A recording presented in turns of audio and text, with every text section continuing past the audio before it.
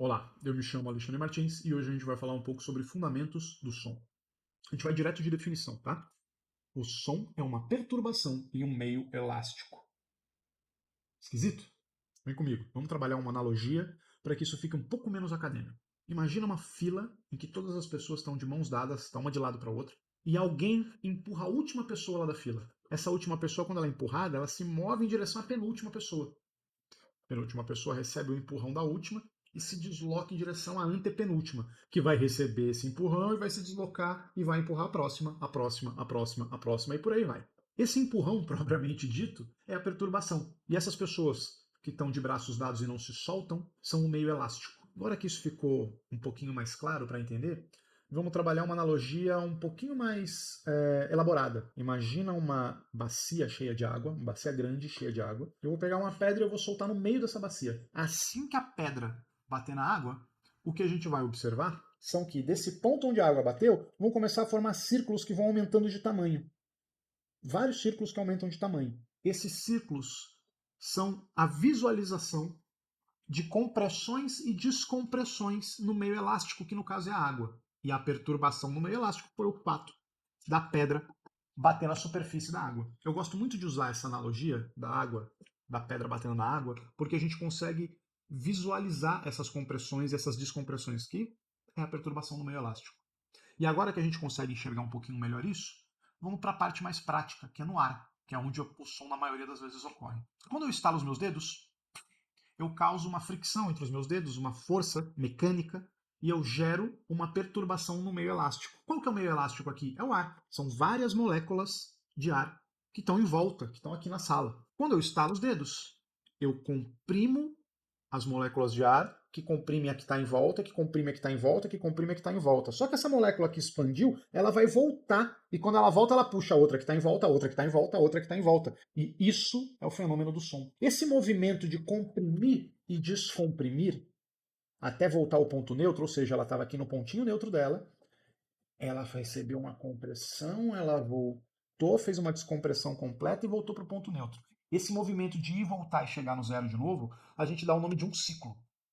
E o que acontece quando eu estalo os dedos, bato palmas ou falo, é que não existe só uma perturbação, ela vai oscilando várias vezes. O número de oscilações com o passar do tempo, a gente dá o nome de frequência.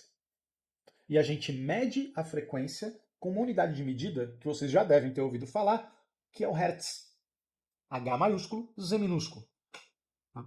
O nosso ouvido ele é capaz de escutar entre 20 oscilações por segundo, ou seja, 20 Hz, até 20 mil Hz, ou seja, 20 mil oscilações por segundo. E é importante a gente saber, agora que a gente já começa a entender um pouquinho mais as características de som, sobre os tamanhos dessa onda. Uma onda de 20 Hz, de 20 oscilações por segundo, é uma onda gigantesca.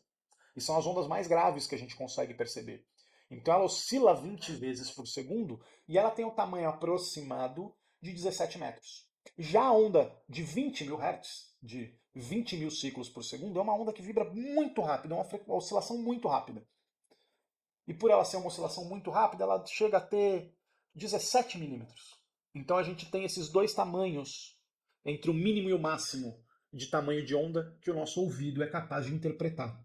Óbvio que existem outras frequências acima de 20 mil Hz que cachorro escuta, papagaio escuta, gato escuta, mas a gente não. Para além disso, é importante a gente saber sobre a velocidade do som no ar. A velocidade do som no ar é de 340 metros por segundo aproximadamente. Por que eu digo aproximadamente? Porque a umidade do ar pode mudar essa velocidade, a temperatura pode mudar essa velocidade, a pressão atmosférica pode mudar essa velocidade. Então, para encerrar esse primeiro vídeo, eu vou falar sobre uma das propriedades do som, que é uma das mais importantes para a gente que trabalha com sonoplastia, que é a da reflexão do som. O som, enquanto ele está se propagando pelo ar, ele vai eventualmente colidir com obstáculos, com a parede, com a mesa, com o gaveteiro, com a janela, com a porta. E ao colidir com esses obstáculos, ele vai refletir, ele vai bater de volta. E ele vai continuar oscilando, só que no sentido contrário.